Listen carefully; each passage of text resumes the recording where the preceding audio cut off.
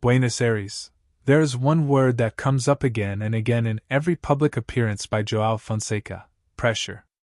And it makes sense. He was not even 18 years old and already people were talking about him as a future megastar and the possible third man to challenge Carlos Alcaraz and Jannik Sinner. A third man, yes, just as Novak Djokovic was in his day against Roger Federer and Rafael Nadal. The question, in any case, is what Fonseca means when he talks about pressure. Pressure is everywhere and in the most unexpected moments, situations and phrases. That is why Gustavo Kuerten, according to Clay, frequently insists on a request to the entourage of the rising Brazilian star: take care of João, you are taking care of him, aren't you? The general consensus is that they are taking care of him, yes, but the pressure is everywhere. Even in minor details such as the interview with Fonseca published on Tuesday by La Nación, one of Argentina's two most important newspapers. He no longer sports the long, curly hair he had a year ago, nor the beardless face. Now he has very short hair and a well-groomed mustache. He may be seeking a more adult look, La Nación notes, before pointing out that he retains his youthful appearance and freshness. Not for long, Fonseca himself admits in the interview, I know I'm still young, but I can't have a young person's mentality. I think it's a bit like that. Yes, Fonseca is not being asked to be young, he is being asked to be a champion. This is happening in Brazil, of course, but the same discourse runs through the greats of tennis. A few days ago, former world number 1 Mats Wilander linked the future of tennis in Latin America to what Fonseca is capable of achieving in his career. Latin America didn't lose talent, it lost structure. Fewer tournaments, less investment, less continuity, said the Swede during an interview with Clay. João Fonseca could be a turning point. Technically, he has everything. The big question mark is his physical condition.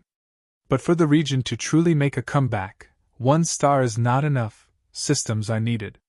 Does Andrea Gaudenzi, the Italian CEO of the ATP who this week visited the South American tour for the first time after more than 6 years in office, think the same? Gaudenzi is visiting Buenos Aires and also plans to attend the Rio Open. A year ago, Luiz Carvalho, director of the ATP 500 in Rio de Janeiro, made a comment to Clay that was halfway between analysis and wishful thinking. Andrea is a super visionary guy, and I'm sure that if he saw this here, he would probably have a different opinion about the Latin American market. Seeing this means seeing the big tournament organized at the Jockey Club in Gavia, but it also means seeing Fonseca, who can no longer afford to lose in his debut as he did a year ago. And that is also pressure, a lot of pressure. I want to be like Alcaraz and Sinner, Fonseca himself said during an interview with Clay in 2024, after failing to get through the qualifying round at Wimbledon. It sounds ambitious, but to Alcaraz it doesn't sound illogical. João is undoubtedly a special player. What he has done this year is impressive and something to admire, said the Spaniard in response to a question from Clay during a media event to promote the exhibition match he played with Fonseca in December. The world number 1 left some advice for the Rio native. I see him improving his level. We'll see if he's capable of breaking into the top 10, the top 5, and if he can handle that pressure. It's one thing to reach a high level, but it's quite another to know how to maintain it. He also has to improve his mobility. And, in case there were any doubts, last year he also offered to mentor Fonseca. He already knows that if he has any questions or anything he wants to know and feels he should ask me, I'm open. I'm there for whatever he needs. And what can be said about what Roger Federer said when Clay asked him about Fonseca in Australia? João is a bit like me, and also similar to Jannik Sinner, in the sense that he needs a little more time to know when to lower the intensity and when to unleash his shots. Once he figures that out, the sky's the limit. The sky's the limit is a lot, but the Swiss insisted. I really believe he is one of the players who can compete for the most important titles.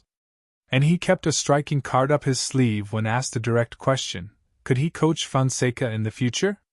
Never say never. Although I'm very busy, I have 4 children, so for now there's no chance. But Stefan Edberg said the same thing, he said, referring to the Swedish legend who was his coach between 2014 and 2015. Fonseca explained in his interview with La Nación that the last Laver Cup helped him learn from highly successful former tennis players. It's good to watch and listen, I always do that. I'm a very observant guy and I watch what everyone does. It helps me in my experiences for my future. And chatting with legends like Agassi and Rafter was enriching. But getting close to Federer was something else. It was crazy. It was one of the only times I got nervous, unable to move, you know? My hands were sweaty. When they told me I was going to see him, I was nervous about what was going to happen. He's a very calm person. Whenever you meet someone like that, you wonder, is he human? Is he calm or not?